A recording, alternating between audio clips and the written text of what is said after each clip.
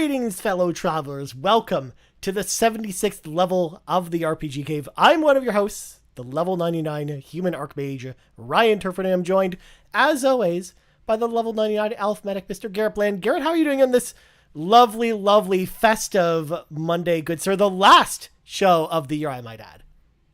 I'm doing good. Cheers, good sir. Cheers. Cheers. Cheers. It's been, yes, of course. Nice glass of water there. It's been a good year, a whole year of games, of RPGs and a lot of RPGs in 2022. Let me tell you. Yeah. So there might have been one or two. How are you doing? I'm doing well. One or two. Yeah. Yeah, I'm doing well. How's the weather? It's not great. It's just really cold outside. I heard it's cold over there. I mean, it says it's -0, Garret, but come on. It doesn't even feel. It feels that sounds like colder. the center of the universe. -0. -0. To be fair, -0 isn't even a real number, anyways. It's just 0. It's imaginary. But, it's one would say it's sub-zero outside, Garret. Huh? Oh. See what I did there? That's a good one. My brain is used for thinking every once in a while, friends. But anyways, this is the RPG Cave where we talk about RPGs all the time. Yeah. So real quick before I get into my usual rigmarole, as I alluded to, this is going to be our very last show of 2022. We are actually taking a break next week, but your feed will not be empty-handed next week. Because we will be airing our Game of the Year episode that we actually recorded with everyone else here at Carpool Gaming. So that'll actually go live on the Monday. So the normal day you'd actually get the show live on YouTube. Everyone will just be getting our Game of the Year special on Boxing Day next week. So look forward to that. And then Garret and I will be back in the new year to talk more RPGs, probably with predictions. Maybe our first episode back. And then we got to do the big RPG blowout as well, probably the week after. Yes. Because spoiler alert, Garret, you thought there was a lot of RPGs There's this too year. many RPGs. There's so many next year. We even got the Pixel remasters Crazy. just announced last night, which I'm so happy about, Garret. Yes, all pre-ordered. Fire Emblem, man. It's right there. We're full sprint ahead in 2023. The hilarious thing is we're going to do the RPG preview episode, Garret, and then 2 days later, Persona 3 and 4 will all be on consoles, and then my goodness. a week later we'll have Fire Emblem, and then Forspoken is in there too, and it's just that's just January. It's all downhill. That's just January, and then get into February, Octopath Traveler 2, and the At-Rhythm and all that good stuff. You know what's so great about having a Steam Deck? I don't have to worry about getting that game on Switch anymore. Mm-hmm. And so I can just wait until I can just wait a little bit on the Octopath Traveler 2. I need to play the first one still. We'll see. I'm excited. I'm excited for the second one. But anyways, we got to save that for later because believe it or not, Garret, we actually got a question about that in a little bit. But before we get into that, let's clear the dungeon of those pesky mobs. So folks at home, if you want to support the show, if you like what we do, if you're watching the live stream right meow over at youtube.com/carpoolgaming, or if you're watching the video on demand later over at youtube.com/carpoolgaming, don't forget to like the video, subscribe to the channel, and then ding, ding, ding, ring that notification bell to be notified whenever we go live with a live stream like this one, or whenever we go live with a new video, just like a 3-hour episode of We the GamerCast that went out today, which people are saying that's a really good episode. I need to go listen to it. That's with Drellish from the Backtrackers, so go check that out later. Nice. Also, if you're listening on audio feeds, don't forget to subscribe to us there or rate us if you're listening on Apple Podcasts or Spotify. Also, if you want this show a little bit early or some exclusive content, head on over to patreon.com/carpoolgaming. Throw a little tip in the old tip jar, and out comes content, including all month, of course, because we're saying thank you to all of our patrons out there by giving away all of our exclusive content for the month of December. So if you haven't gone over to Patreon yet and checked out some of the exclusive stuff, what are you waiting for? It's free. You don't even have to pay anything. You can just go listen to it. Patreon.com/carpoolgaming is how you do that. And then last but not least, we have some limited edition winter merch over on our merch store, bit.ly/CPG merch. If you want a little Bobby, roasting a marshmallow over the fire. Oh, that's so cool. Yeah. You got to go check out some of the merch there. It's only available for a limited time. So if you're interested in getting one of those, make sure to snag them before the end of the year. But enough about all that, Garret. It is time for the last time in 2022 to read from the sacred texts, because as we come to the end of the year, Garrett, you know the conversation that's coming, because we did this last year, to round out 2021, and we have to do that this year because there were so many good RPGs this year. It's time to talk about our favorite RPGs of 2022. Of course, this is not like our, editor's choice. Here's like the critical list of the best RPGs of the year. Because if you wanted that, you just go to Metacritic.com and just go to the RPG category and sort by score. You could filter, press the arrow on top of ratings, and you're good. So we're not doing that. We're not doing that. But what we are here to do is talk about our favorite RPGs that we played this year. So also, I just wanted to throw out there as well, because we recorded our Game of the Year episode and we don't want to spoil anything from the Game of the Year episode. Garrett, I think the best way to approach it is when we talk about the games, we just talk about them in any order, and we just don't mention our favorites. We just don't mention, sure, this was the best game I played this year kind of thing. Yes. Yeah. Sounds good. So that's I'm down with that. We're going to go back and forth. We're going to talk about, of course, our favorite games that we played this year that are RPGs. So, Garrett, let me start off with you. Just randomly, what was one of the best RPGs you played this year? Well, I think I'll go chronological order. Okay. Because I think that it mixes up the order enough where people just don't know what's my favorite and what's not. There's still a lot of my favorite ones in here. So the first one I want to say, and this game came out of nowhere, and I really enjoyed it. Getting back into Pokemon, that is Pokemon Legends Arceus. I wanted to shout out this game because, I don't know, it was like one of those games that everyone felt so hesitant about. It was a brand new game. I think a lot of people were excited just because how different it was than previous Pokemon games. You got this open world area type of thing. You have a different kind of flow to encountering Pokemon, to catch Pokemon, to battle Pokemon. And like the way the story goes, it's like this kind of modern era in the Unova region, which is super cool. But yeah, after seeing the good reviews, and then after I moved into San Francisco, this is the game I had to get starting out on the Switch. So this is what I played, and I really, really enjoyed it. It is like, it is a really good Pokemon game, and it's so much better than Sword and Shield. Yeah. I had to give up that one midway through. And Brilliant Diamond Shining Pearl kind of let me down too. They're good games, but they're just a copycat with the chibi 2D art. I mean, the only one it wasn't better than was Pokemon Let's Go Pikachu and Let's Go Eevee, right? Like that was definitely the superior game over it. Yeah, pretty much. Yeah, exactly. But yeah, Legends Arceus, going through that game and then going through the story and the lore, they did a pretty good job. I think they understand what kind of faults that they had with it. It is pretty it gets pretty empty in most of the areas. I think it's growing pains with Game Freak right now, figuring out what open world is. Yeah. To be honest with you. But other than that, I think they nailed down the flow of the game and how different it is from just a traditional Pokemon game. I hope they continue this type of formula, this open world Monster Hunter-esque type of game.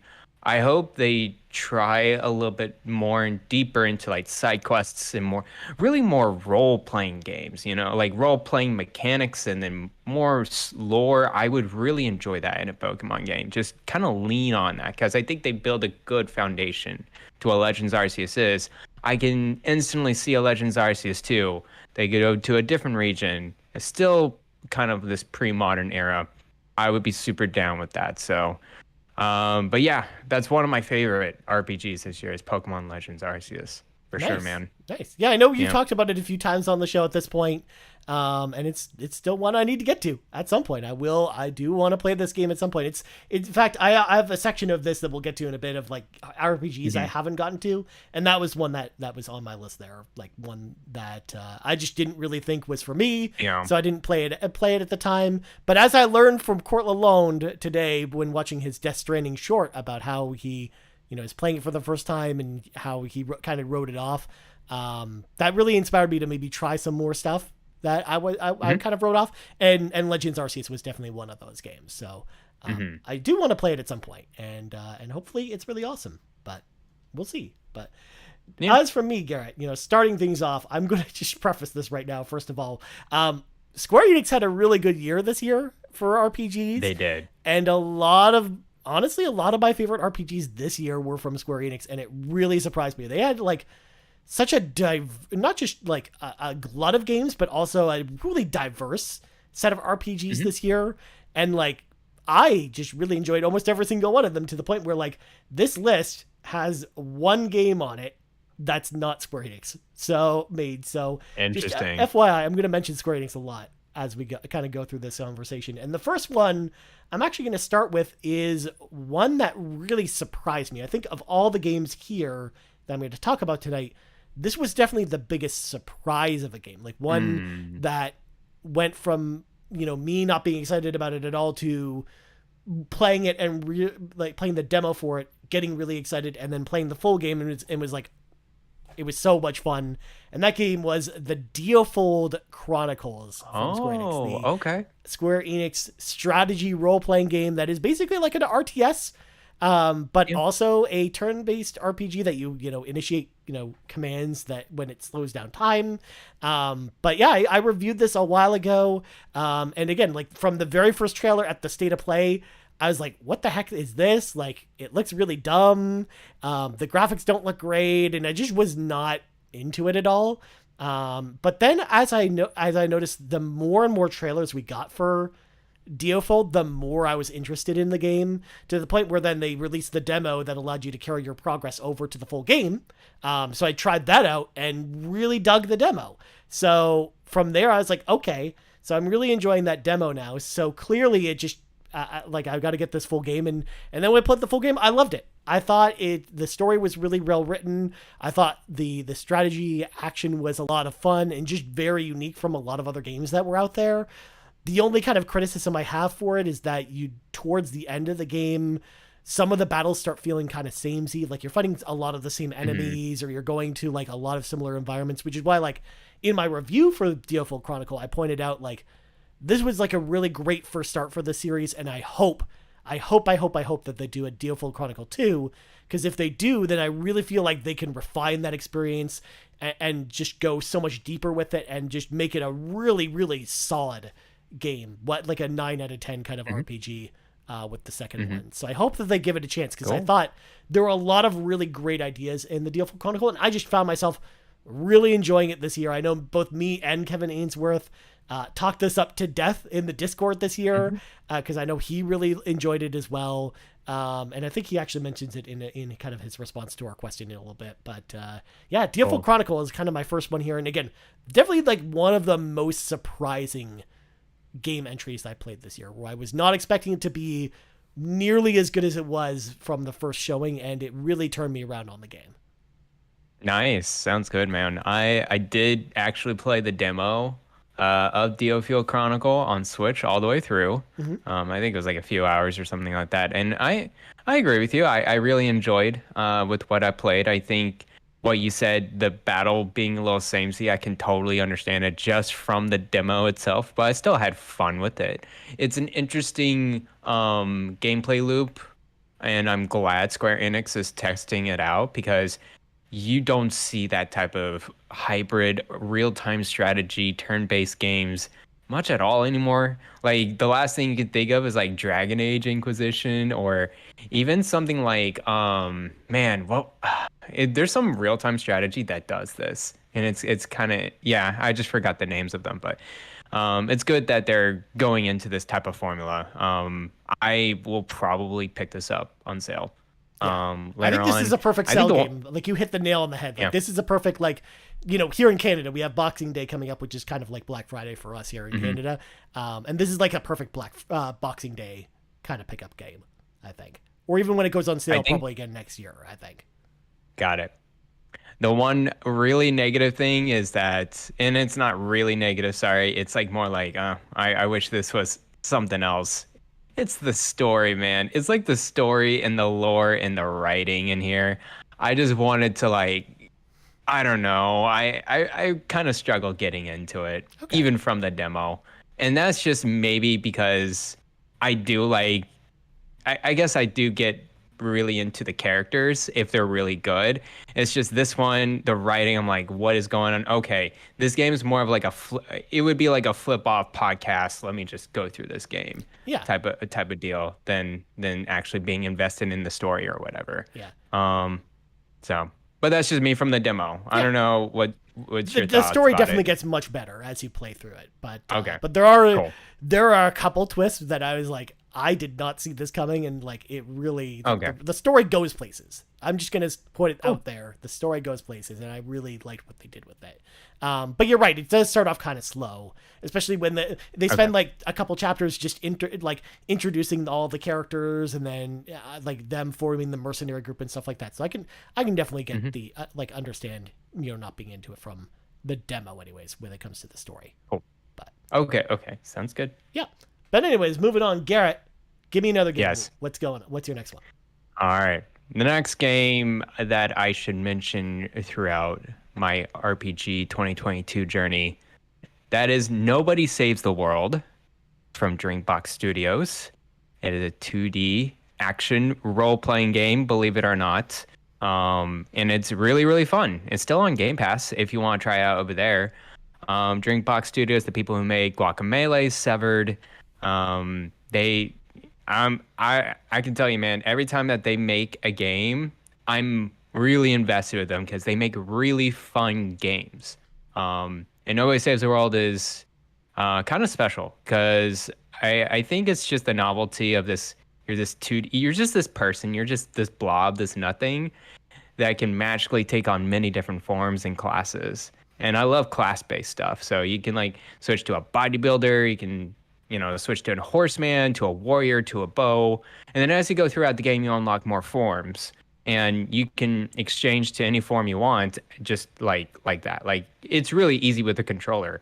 And then you just go out through various dungeons, and these dungeons have these bosses or in these enemies that has several buffs and debuffs, and you have to figure out based on your move set and your class which one's the best. And then you can customize your kind of move set in each form however you would like as well.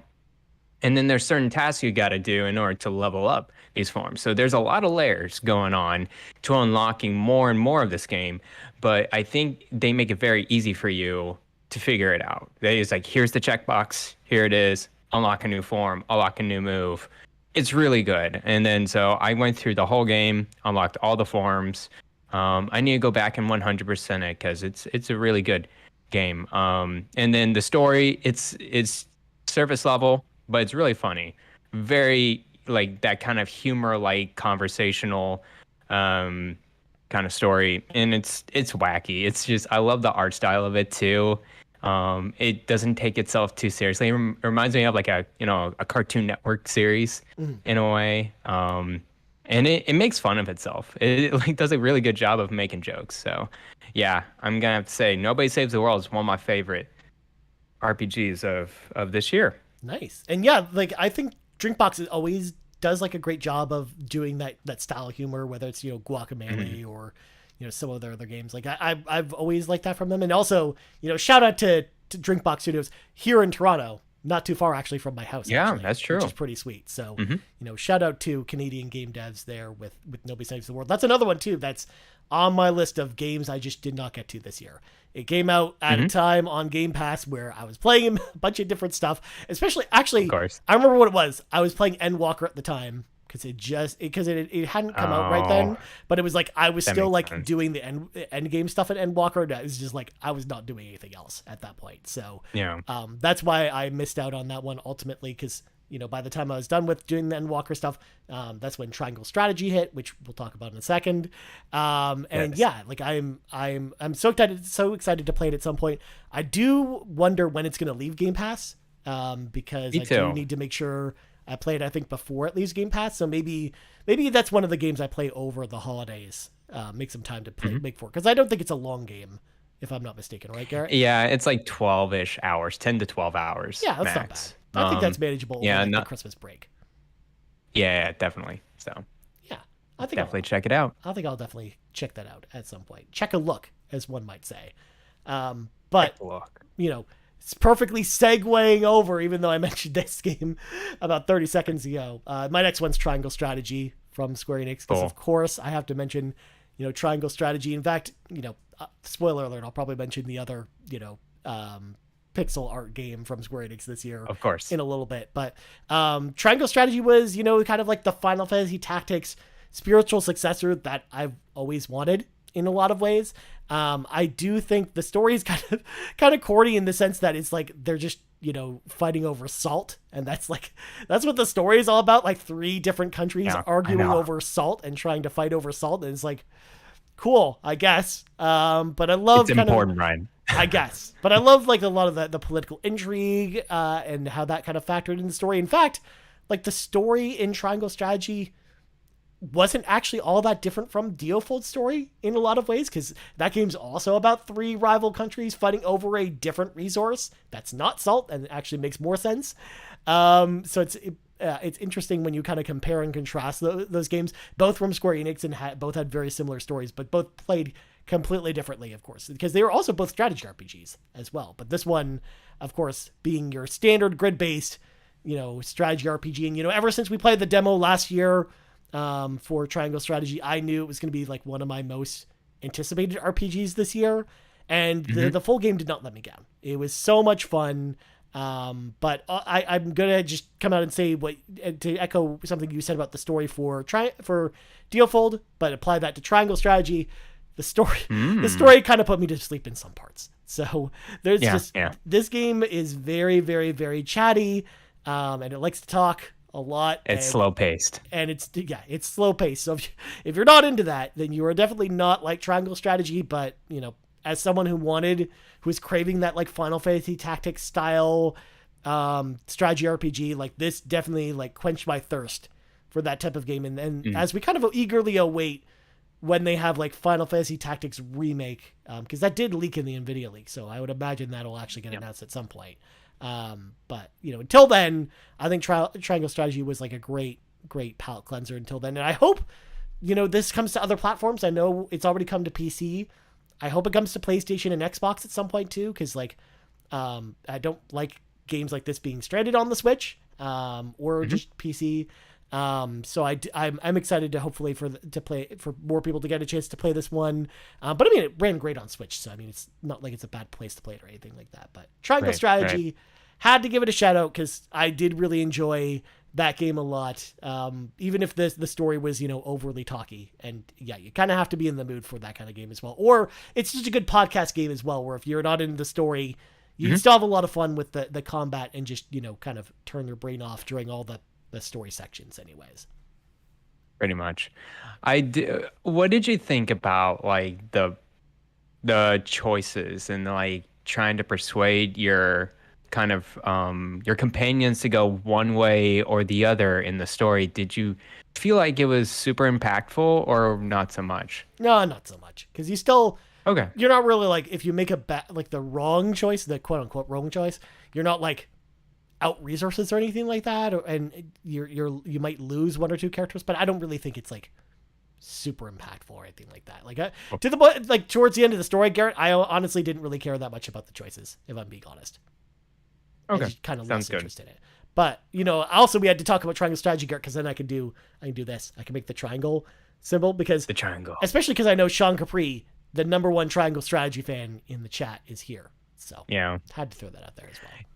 Yeah, man, this is a game that I missed out on, and I wish I didn't. I think if I would have had to redo my 2022 RPG gaming journey, I would not play Xenoblade Chronicles 2 and played Triangle Strategy plus one other game or something like that.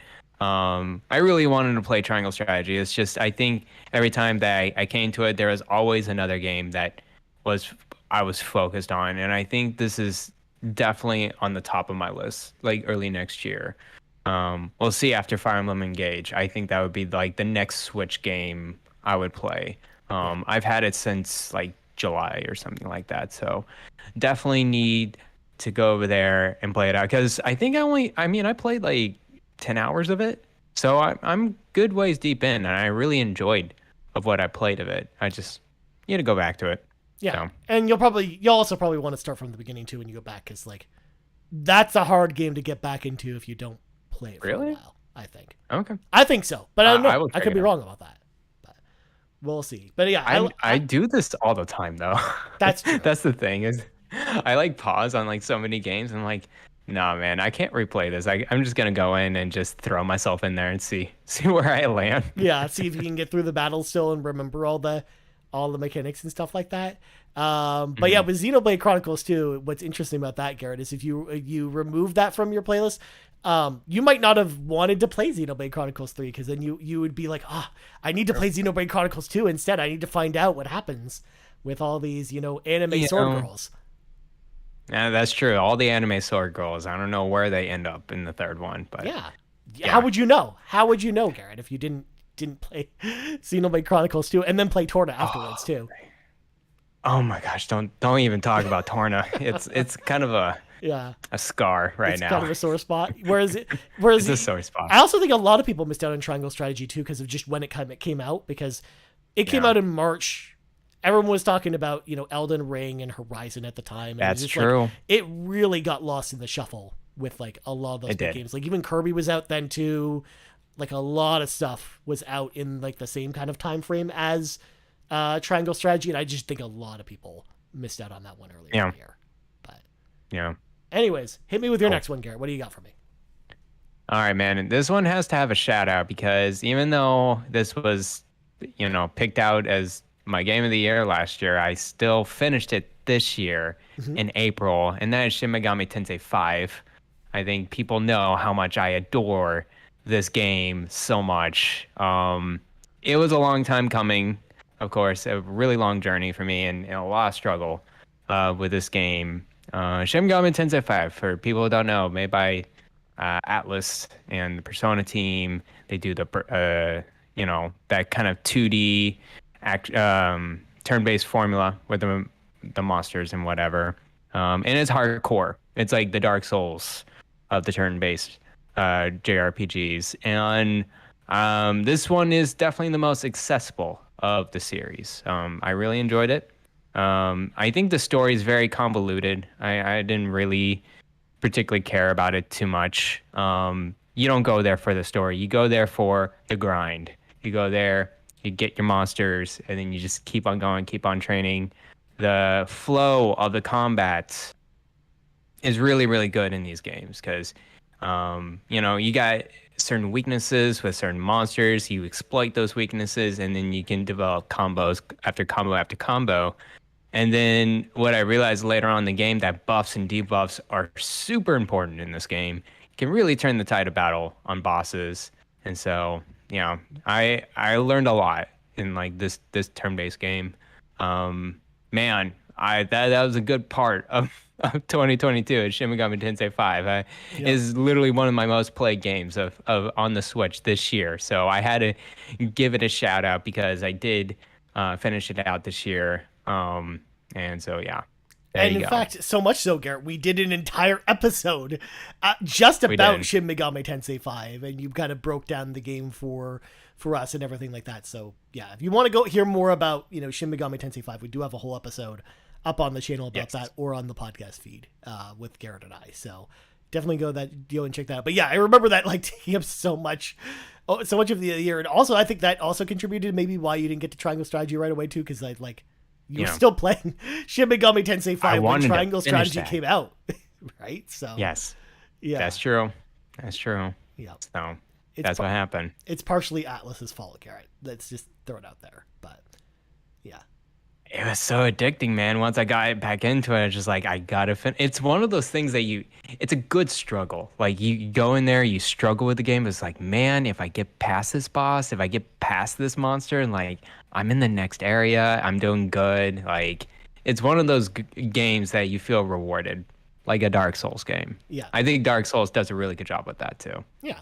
It was definitely the opposite of a game you and I actually reviewed earlier in the year, which was Monarch, where it did the opposite of rewarding you for overcoming challenges and instead just made the game harder. when you overcame challenges. So it kind of kicked your face in. So Pretty much. I love that you actually, finished the game this year. I remember the epic journey you went on. And again, that was like one of the bigger moments I think for us on the show was you going through the Shin Megami Tensei journey Being and triumphant. then us, celebrating it with a full episode where we got to talk about great. it for an hour. So you can go listen to that as Yeah. well.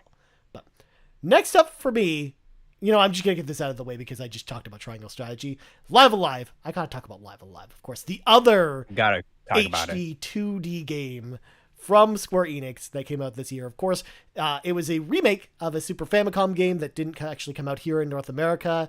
And a lot of the team that worked on Chrono Trigger actually worked on this, and this was kind of their first game they were working on together before to kind of springboard them to then work on Chrono Trigger afterwards. So there's a lot of DNA actually in Live Alive that then is found in Chrono Trigger. But, it's a, it plays a lot like your standard, turn-based Square Enix RPG. But what I liked about Live Alive was the fact that you had, multiple different protagonists to start with, and you play through each of their stories individually, but each of their stories plays totally differently from each other. For example, there's one story where you play as a kung fu master who's then trying to train a new disciple to basically take over his dojo because he's an old man. He senses, his end is nigh at this point. So you're going around this village and you're fighting all these monsters, but then you fight 3 people that then become your disciples. So you've got his story. Whereas, you can also play as this robot that's in the future that his story doesn't even really have combat. It's really just you going around the ship making choices, which was really interesting. So there was a lot of gameplay variety in Live Alive. And again, just like what I said about Dealfield, very, very different feeling from any other, game I played this year. But then, once you get past all of those individual stories, I loved how the story just came together when all 7 characters came together after you played all the individual stories, because then you basically have the last half of the game that you go on with all of the characters in one party together. And then I loved, of course, the way their different gameplay styles kind of meshed together when you have them in the party. And it was just a really fantastic game this year. Incredible music, great visuals, fantastic level design, everything you want from a turn-based RPG. But with the upside of having some excellent variety, even stuff like the stealth missions with the ninja character that you play as, a lot of that stuff is just so cool. It's really good. Again, I've got a smile on my face just thinking about that game or just talking about it. I enjoyed it so much this year. And Nice. it's definitely a standout and definitely much more of a remake than I was expecting. But in a good way. I actually really liked the way that they handled bringing Live Alive to a modern audience. And I think a lot of people really enjoyed this one, but also I kind of felt like this game, like Triangle Strategy, also kind of got lost in the shuffle with a lot of people. I think a lot of people kind of missed this game too. And I know Rebecca has talked about it with you, Garrett, on Shaq. So, I mean, you've probably heard this opinion before, but I just think it's one of the better games this year that just people missed. It's one of the hidden gems that'll probably actually end up coming out of this year when it comes to RPGs. But yeah, did you? Yeah, I can't remember because I think it's been a long time since we talked about Live Alive. Did you ever did you play the demo or play the full game at all, Garrett? I played the demo Okay. all the way through before Xenoblade really took over my life.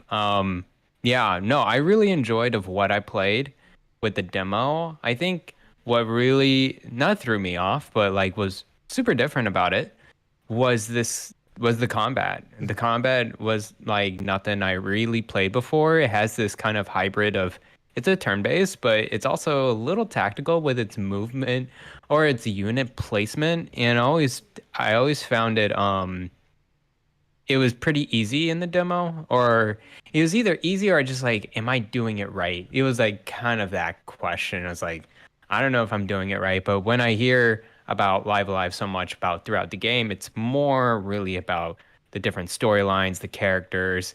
I really love the colors and the design of this game. It really pops on the Switch OLED. Yeah.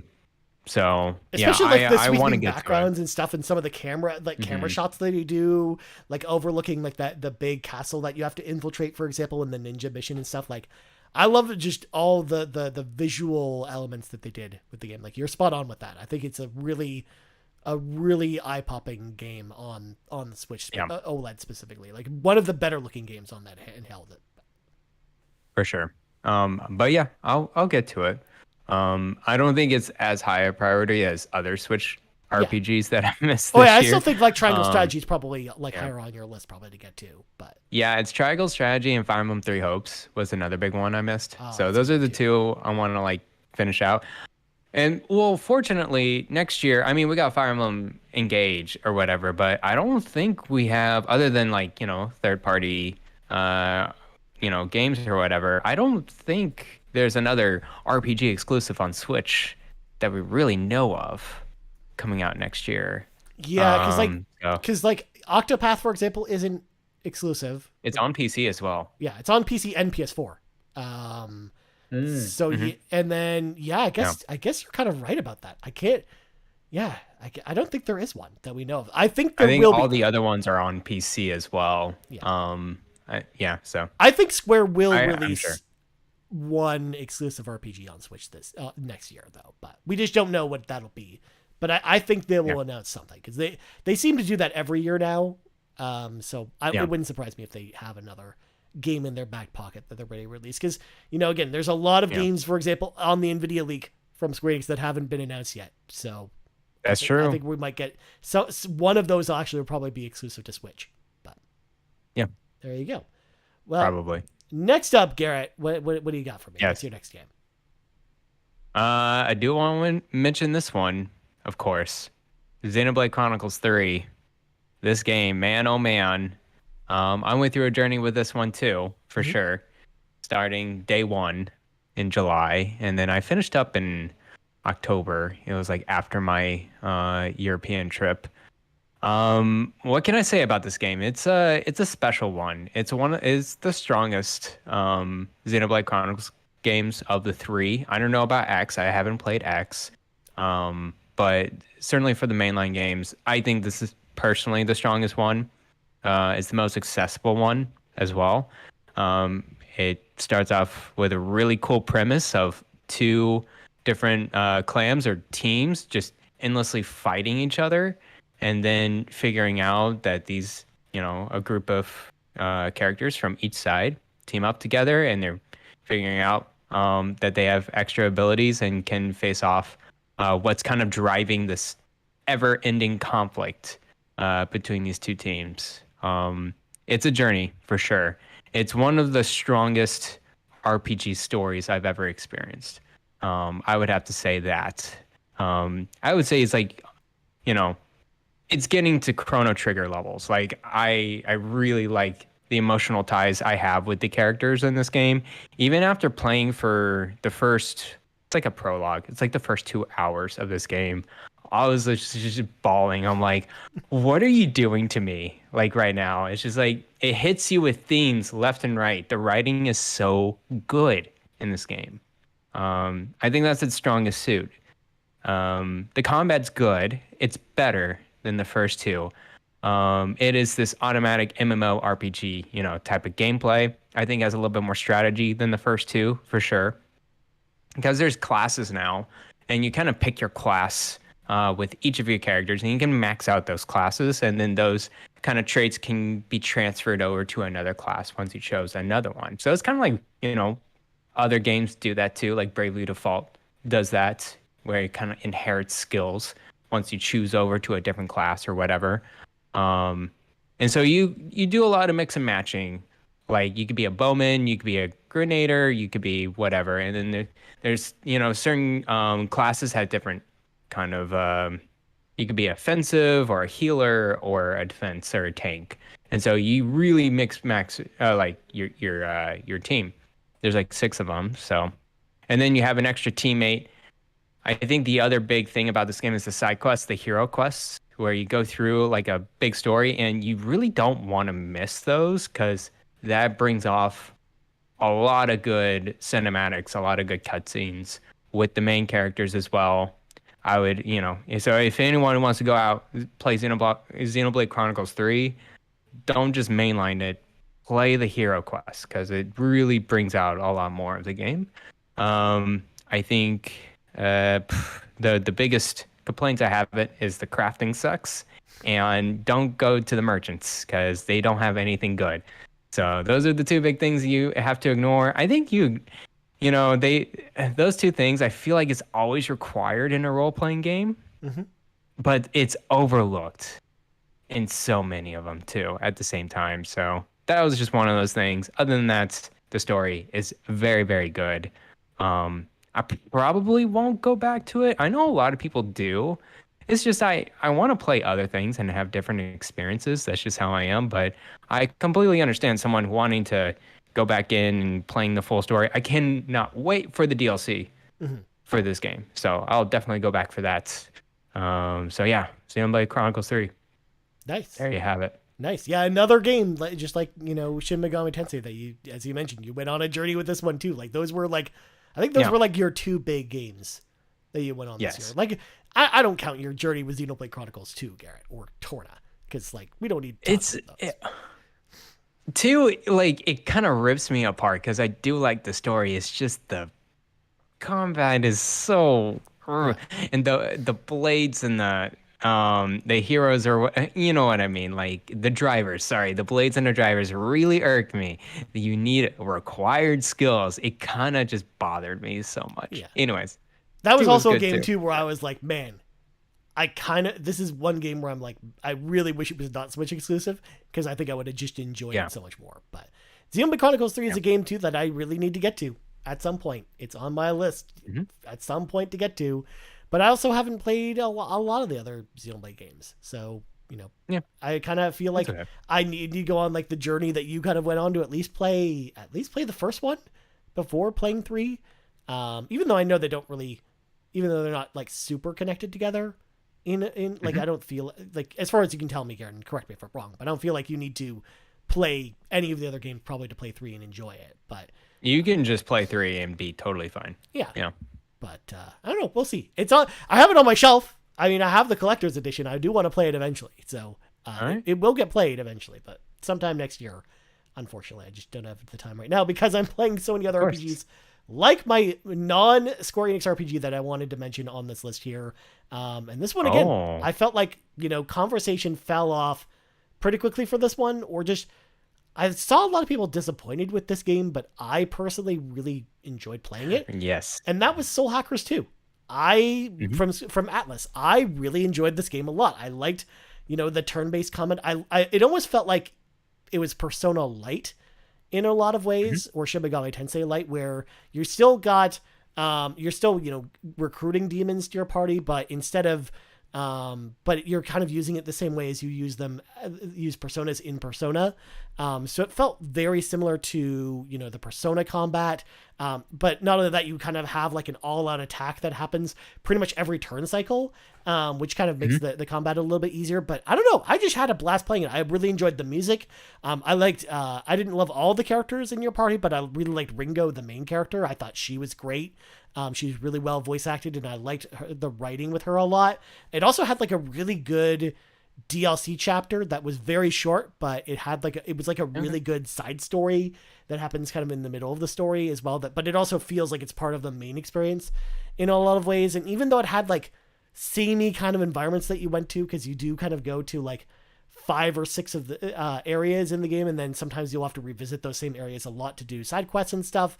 I still really enjoyed that game, especially because like it's we don't get a lot of RPGs anyways, like JRPGs that take place in modern day locations where, when you're fighting enemies, you're fighting at like a shipping dock or in the subway system or in like a skyscraper or something like that. Like we don't have we see that in a lot of other styles of games, but I don't feel like we get a lot of that in JRPGs. A lot of times you're going to, fantastical places or far futuristic places like that. Whereas like Soul Hackers kind of felt like it was grounded in reality, even though there was some technology in the game, obviously that was, further along, that was kind of future technology there, but it didn't feel like a crazy sci-fi game or anything like that. It felt kind of refreshing, the setting that it took place in. But the turn-based combat was really fun to play.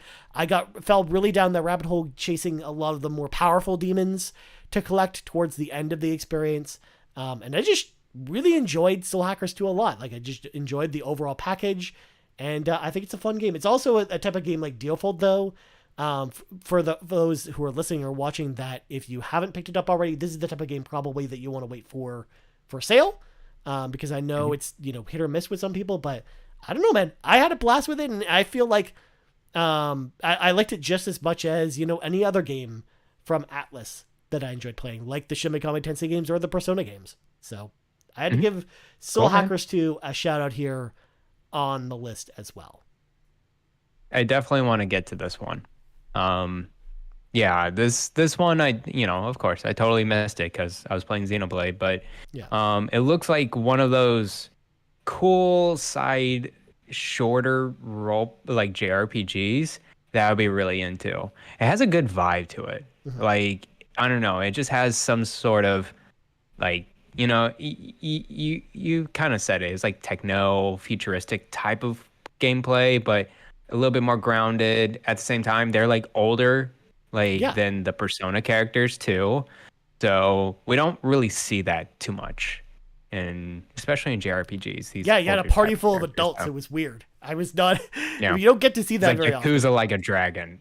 Yeah, exactly. So yeah. Cool, man. But there you I'll go. probably get to it on my Steam Deck. Yeah. Sometime. All right, Garrett. To round out this conversation, do you have any other games on your list? Yeah, I'll just go over it real quick. Mario plus Rabbids, Sparks of Hope was a really good one that, initially I was lukewarm about going into it, but I think by 20 to 30% of the game, I was fully invested. This tactical role-playing game. I definitely recommend it to anyone that wants to try to get into the genre and loves Mario games and whatever. This is a perfect one. Like, try it out. It's so good. Of course, it goes on sale quite a bit. I'm sure next year it'll go even cheaper. Yeah. So definitely check it out. And then a couple other shout outs. Of course, Xenoblade Chronicles 2. I did go through that journey too. It's my third most played game on Switch. I really enjoyed the story of it, of course. And then Pokemon Scarlet and Violet. I just finished that recently, and that was really good. And we did a full review on it on the previous episode, so my thoughts about that. Yeah. And then a couple other shout-outs that I've been playing. Steam Deck Game of the Year goes to Tiny Tina's Wonderland because it plays so darn well on the Steam Deck, and it's a really good first-person shooter with RPG elements. And then Ghost of Tsushima, that's my primary game right now on the PS5. So good. It is a game. Of course, it's an action-adventure game with RPG elements. It's so good on the PS5. Oh, man. I think I'm really feeling this one. Nice. I really enjoy it. So there you go. Awesome list, man. Well, as for me, I got a couple more to round things out. Of course, Star Ocean: The Divine Force. It was a game that kind of felt, it was kind of like Dealfold, where I was like not expecting it to be good, especially because like the track record for Star Ocean games, modern Star Ocean games, is really bad. So I was not expecting this one to be good, but honestly, it was really great. I thought the story was good, characters were good. I did a whole review of it, so if you want to hear more of my thoughts about that, you can go watch that on the channel. A recent addition to my list, actually, that just came out this week, believe it or not, Garrett, was Crisis Core Final Fantasy VII Reunion, the remake of the PSP game, starring Zack, one of the characters from Final Fantasy VII. You kind of learn his origins and how that plays into the story of Final Fantasy VII, how it made like Cloud kind of the character that he is. I really enjoyed this remake. I thought it's like head and shoulders above the PSP version, which was already a game I really enjoyed. So I've been really enjoying Crisis Core a lot. And I had to shout that out here. I've also got Valkyrie Elysium, the game that reviewers did not like, but I definitely liked, or at least this game was like, nice. It was very polarizing. You either were like, you were an outlet giving it a 10 out of 10, or you were an outlet giving it 2 out of 10. It's just like, people were all over the map with this one. Review. But I was definitely like on the higher end with Valkyrie Elysium, and I hope they kind of go back to that formula again, kind of like Dealfold, because I think there was a lot of good ideas there. Pokemon Scarlet and Violet, just like you, Garrett, I actually enjoyed that game a lot more than I thought I would. Nice. All the technical problems aside, I've been really enjoying it. Fire Emblem Three Hopes, great game. A Muso that I actually enjoyed, which doesn't happen very often. Whoa, I know, that's crazy. Tiny Tina's Wonderlands, for the same reason you just talked about, Garrett. I really enjoyed that campaign. And then the last but not least, Elden Ring. Just Elden Ring. Elden Ring. How can I get through this list, Garrett, and not mention at least Elden Ring at least once? You know, it's a game. Did you finish it? No. I was curious. No. I hear it takes a while. It takes like 80 hours to finish. I got 40 hours in, and I'm like, yeah, I've seen everything I need to see. I'm good. And I bounced off of it, but I really enjoyed that time that I had with it. So there you go. But real quick, Garrett, I also came up with a separate list here because I also see a question in the chat from Dash Frame, who's asking, have you guys played Chain Echoes yet? And actually goes into something I was about to mention here. Games I haven't gotten to yet. So I made a quick list of games I haven't gotten to because I wanted to note these. Obviously, Xenoblade Chronicles 3, I mentioned that earlier. But Tactics Ogre Reborn, it's been sitting on my PlayStation 5 since it came out, and I just have not gotten time to play it because of a bunch of reviews I did last month. Marvel's Midnight Suns just came out. That's a game I'm like chomping at the bit to play. As soon as I finish Crisis Core, I think like that's the game I want to play next. And then World of Warcraft Dragonflight. I've been playing World of Warcraft a lot, but I've been playing it with my girlfriend. We made brand new characters. So we've been leveling together every night, and the process isn't fast to level in that game, Garrett. So we're not at Dragonflight yet, but we intend to do that together. So I haven't gotten there yet, but it's on the list to get there. And then Chain Echoes, to Dash Frame's point in the chat. Honestly, it came out at the same time as Crisis Core and River City Girls 2 and Callisto Protocol and Marvel's Midnight Suns, and I'm like, I only have so much time to do this with my hands. So I just have not gotten a chance to get Chain Echoes yet. I have it on my Xbox because it's on Game Pass, and I will play it when I have time, but I have not gotten to it. But Garrett, what about you? Are there any notable games besides what you mentioned earlier that you haven't played yet? You haven't got a chance to? Yeah. Definitely, what I mentioned, Soul Hackers 2, Fire Emblem 3 Hopes, Triangle Strategy, Live Alive. Those are like the big ones that I have not played this year that I want to get to, that like actively want to get to. Chained Echoes is another one. I do have Game Pass cloud streaming on my Steam Deck, and it actually works really well. Like it can play Chained Echoes like native. It feels kind of native. And I'm like, this is interesting. It is because it's more of a turn-based game, but it's the prologue of this game is really good. It really stands out. Yeah, those are the big ones. I think Elden Ring is like one of those, like, I would rather play Dark Souls 1 first and see if I can try to get through that game before I ever even attempt. And as you said, Elden Ring is such a time sink. Yeah. Like, I got other games to get to. Fire Emblem Engage is around the corner. Yeah, I don't know. I got a lot of other RPGs on my plate already. Yep. So it literally every time we do a show together, Garrett, I just keep adding to your pile of RPGs that you need to play. I love it. It's so good. Horizon Forbidden West. That's another one that I really want to get to. Yeah, I did get that earlier. I want to finish out Ghost of Tsushima first, though, on the PS5, and then head over to Horizon. But yeah, that's pretty much it for me. Nice. Well, of course, we asked our community, Garrett, what some of their favorite games of the year. So we'll go through these now. But before I get to those, I can't see in the chat listed their top 3 picks. So I'm gonna go to those first. So I can't see in the chat says my favorite games from this year are Minecraft Dungeons, Samurai Jack, and Monster Hunter Rise, and Cthulhu Saves Christmas, as well as Monster Hunter Stories 1. That's a pretty interesting list of games there. Oh, Bayonetta 1 and Cthulhu Saves Christmas. That got cut off on the chat there. So apologies for that. I can't see. But that's pretty cool. Those are some good games. I like Minecraft Dungeons a lot, actually. That's one where it's like they keep adding DLC to it, and I'm like, I kind of want to play that DLC at some point. Yeah, they've been adding it for like 2 years straight, Garrett, ever since it came out, which is crazy.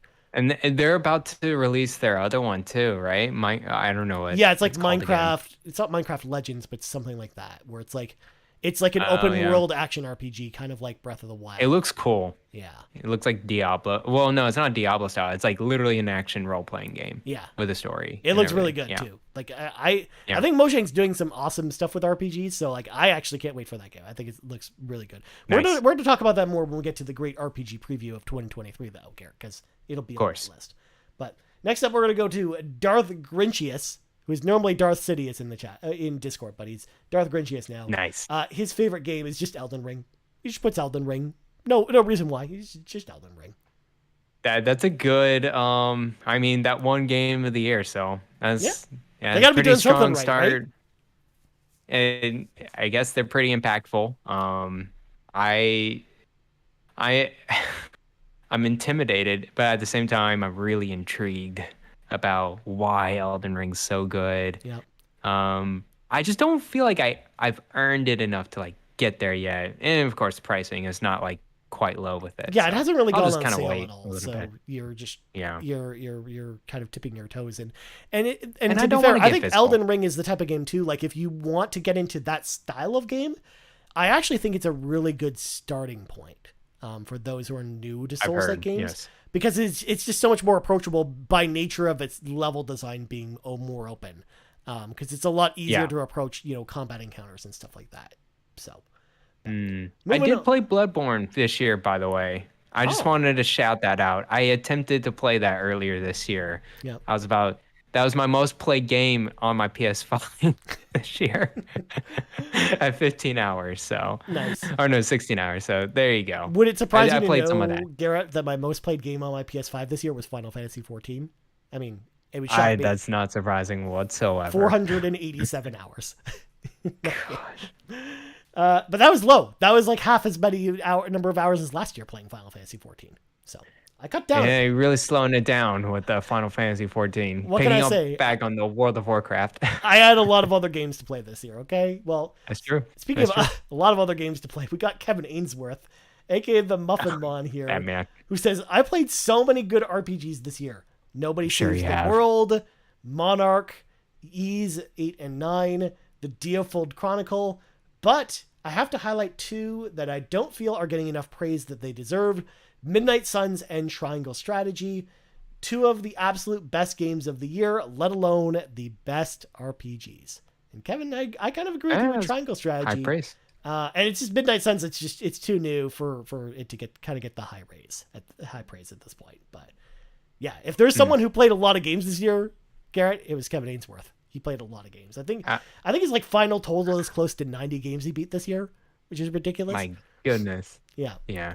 And he liked Monarch too, the game that we both did not like. So The game that we just were kind of lukewarm about it. I was telling Ryan beforehand, Kevin, that you should be a gaming Olympic athlete. If there was a gaming category in the Olympics, I would nominate you for the US team. So yeah, there you go. I mean he's a proven Smash Brothers winner of a tournament, Garrett. We saw it happen in Extra Life. Oh really? Oh yeah, that's true. I want to took face home, you now. He Kevin. took home an arcade stick and everything. It was great. Want to face him now? What's his main? His Do you know? main, I believe, is Ice Climbers, and then Oh no, I would get messed up. yes, you would. And then his alt is Palantina, is like who he uses when he doesn't want to get okay. serious. But Got it. Sounds good. all right, next up, Nagachaka. Now Nagachaka asked a separate question. We'll actually get to that towards the end of the show here. But Nagachaka's Okay. best RPG that he played this year was Xenoblade Chronicles 3. Look at that. Very surprising, Garrett, that There we Nagachaka go. said that. Actually, I think Nagachaka has been talking about Xenoblade Chronicles 3 all year at this point. So Nice. yeah. Next up, Skycatcher Gaming says, my favorites I finished this year in order. Number 1, Near Gestalt, which is the PS3 version. They actually indicated to this in a separate post. Chrono Trigger, Shin Megami Tensei 5, and then my favorite I finished released this year was Pokemon Scarlet. Near Shin Megami Tensei 5 and Scarlet are games I still want to go back to and play much more of. That's a really interesting list right there. I mean, you got Near for PS3, you got Chrono Near Trigger, Gestalt. Shin Megami Tensei 5. Like, a lot of interesting games in there, Kat. Yeah. That's some good stuff. I'm glad someone else is into the Shin Megami Tensei 5. Yeah. You know, it is a neat, like, I know a lot of people have played it, but it still feels like a very niche game. Yeah. Like people don't really play it too much compared to, Elden Ring and Xenoblade and stuff like that. So Well, it's because it's Elden good to Ring's have someone amazing, else. Garrett. That's just, there's no anything about Yeah. that. Next up, we got Awesome Dave, who's just trying to appeal to me, Ryan Turford here. Awesome Dave 1337 says, to me, the best RPG of the year is World of Warcraft Classic Wrath of the Lich King. The nostalgia is too strong, and I put over 15 days of playtime since July, My since it goodness. released in July. So for folks that don't know, World of Warcraft is part of your World of Warcraft subscription. You have access to World of Warcraft Classic, which allows you to play, old builds of World of Warcraft, including, of course, Wrath of Lich King, which was like the second expansion for World of Warcraft. So that's what came cool. out this July, and it sounds like Awesome Dave has been playing a ton of it. So shout out to that. But I think that's smart to like refresh a classic server for the nostalgia feel. Yeah. And I think they did a good job. World of Warcraft did a good job catching that pretty early. Because I remember with Maple Story, the 2D MMO that I played, there was a Maple private servers of Maple Story Classic, totally separate from Yeah. Nexon. well, that was And literally what was happening we, with World of Warcraft for years until they yeah, finally did WoW Classic, like back in I think it was like 2018 or 2019 it came out. So it's like yeah, they haven't been doing yeah, it for too long, because people were doing private servers forever. But it's good that they're actually doing it yeah, officially now, I think. But yeah. I think that's good. and then last submission comes to us from Grouchy Surge, who says Yakuza Like a Dragon is the only RPG I played this year, but it was pretty amazing.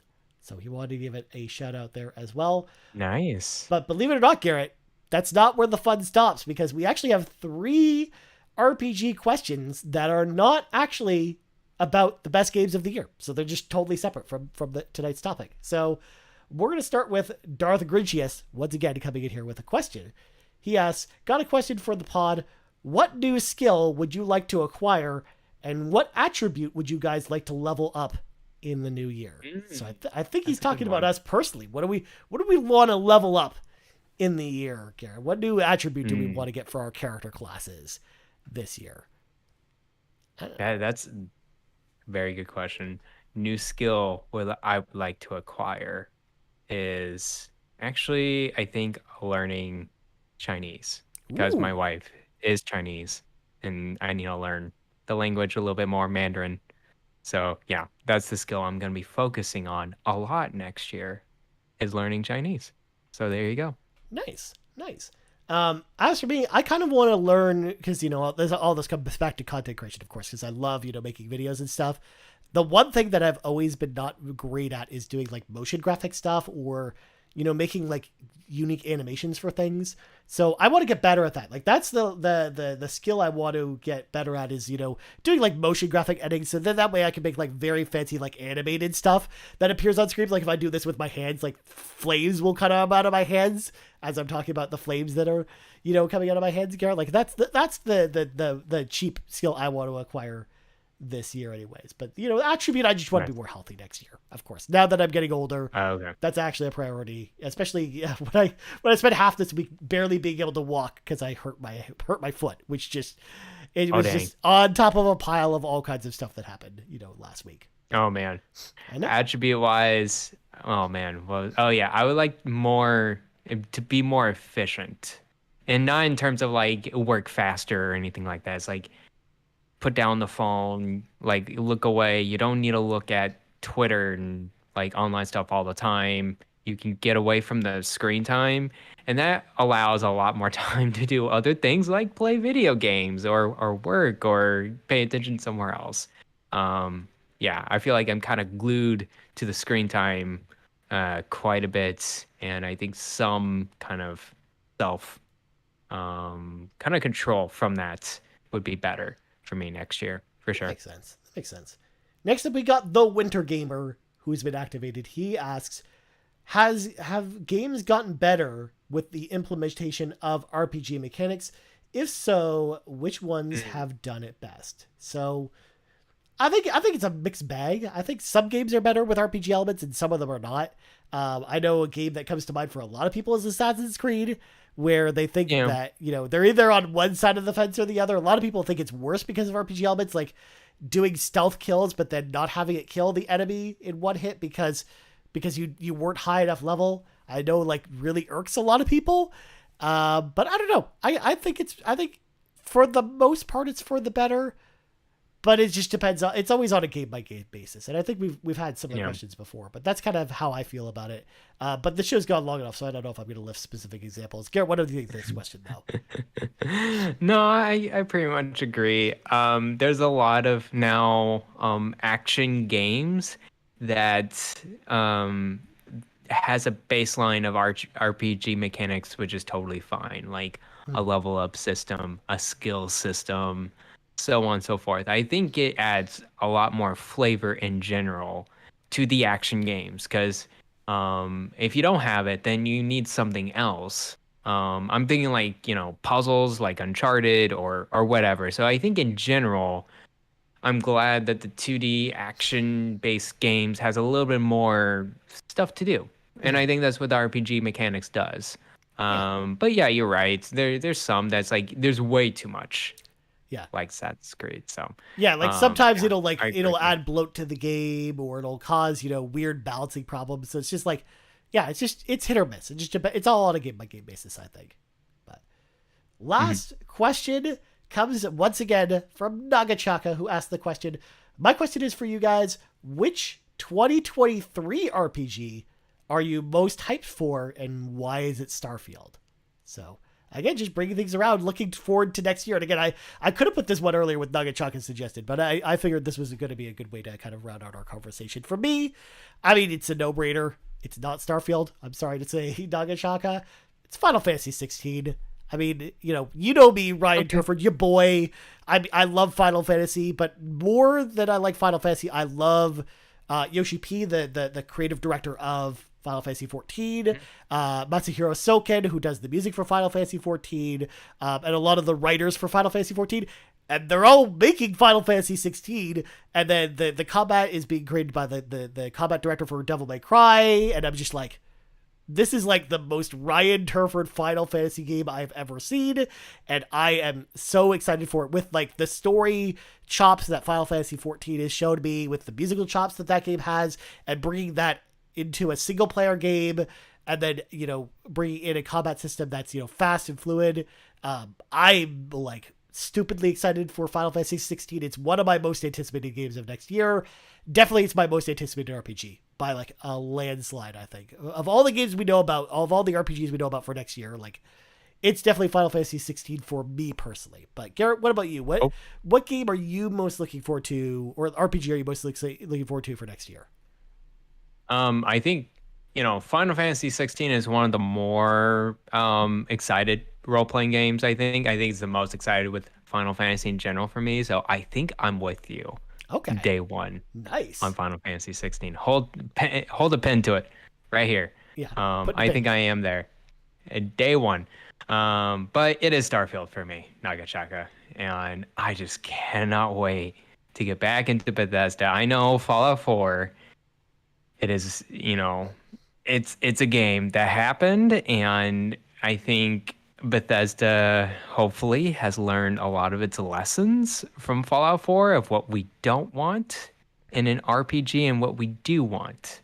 And I think I'm very excited, man, for this one. I know people talk about performance, talk about whatever about the systems, and they're very skeptical about this game. But at the same time, every time I hear about it, like developers, the lead over there, I get so excited to what the concept is. It is a Bethesda role-playing game in space. Mm-hmm. And I'm here for it. I am so here for it. I'm ready to be companions with robots, ready to go to different planets. Of course, some planets will be more crafted than others. I am fine with that as long as it's a good gameplay loop. I know Bethesda. I know how they work. It's going to be fully immersive. It's going to be very realized. It's going to be a playground for modders. So I'm very much looking forward to how that's going to play out. throughout the year as well. Yeah, very excited for Starfield. Is coming out next year. I don't know if it's coming out in March. It may come out later, but it'll definitely come out next year. Yeah. I think. Oh, Yeah. 100%. I would be like, I would be very shocked if it didn't come out next year at this point. Yeah. Especially because it was supposed to come out, a month ago. This year. I'm in. It was supposed to come out like in March this year or Yeah, something, right? that's true. I don't even know. Well, then it was also November 11th. So we would have had it last month because they did try and do like the Skyrim date or whatever. Which actually, again, just imagine what this year would have been like, Garrett, if we also had Starfield this year in addition to all the RPGs we talked about already. That's true. Too many. Just too many RPGs. But anyways, we'll save our talk on that as well for our next episode in the new year because we will be talking about 2023 next year. But anyways, I think that's going to do it for this episode of the RPG. But before we go, Garrett, plugs go. You can follow me on Twitter at Blind Explosion. You can also find me on the Nintendo Shack, part of the Play Some Video Games Podcast Network. We're not live this week, so don't see us then, but you can search us up on podcast feeds, including Google, Apple, YouTube, Spotify. So just search up Nintendo Shack. I'll be there. All the Nintendo news with Rebecca. And yeah, that's pretty much it. Also, we got to give a shout out to this. Go back and listen to last week's episode if you missed that. I was there. Yeah. It was us. You were there. If you like us, if you're listening to this and you're already at the end of the episode anyways, and you like us, go listen to Nintendo Shack from last week. We talked RPGs and other stuff. It's right there. Yeah. Yes. A lot of RPGs, actually. I even talked about the Sega Saturn on that show, Garrett, even though it was a Nintendo show. You had to. I found a way. Yeah. Life finds a way. You found a way. Yeah. Yeah. As for me, you can find me on Twitter at Ryan Turford. You can find us on Twitter at Carpool Gaming, on YouTube at youtube.com/Carpool Gaming, on podcast services around the globe. So, for Garrett Bland, I'm Ryan Turford. This has been the 76th level of the RPG Cave, and we're out. Bye-bye.